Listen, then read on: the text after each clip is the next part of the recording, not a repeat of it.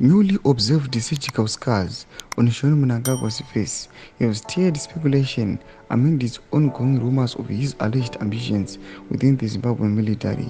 The scars, which appear prominently on his forehead and near his ear, were not visible in images taken just a few weeks prior, raising questions about their origin. Sanapinda mashuka mudanjiko panapa anoonekwa kuti aiwa Sean Mnangagwa anoonekwa nemascars eropa nemasurgical scars. Mazvakunzi kuti kumilitary kuchiri kuvamira zvakanaka here uko kana kuti pane zviri kuitika.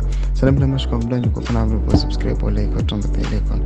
Tiona pahendo yemajarejeros anoposta mapictures amuri kuononyera chiti Sean Mnangagwa, the one to be the commander of the Zimbabwe Defense Forces. Picture appears on social media with the shocking surgical scars.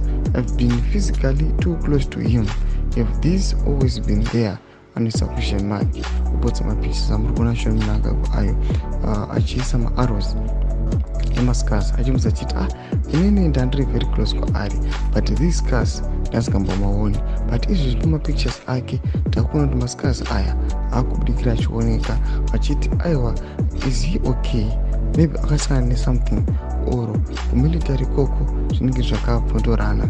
Vanoitaura mashuka achiti aiwa, he is the upcoming commander of the defense forces. Anotaura mashuka achiti aiwa, takutovhunduka tashamisika nechiitiko ichi.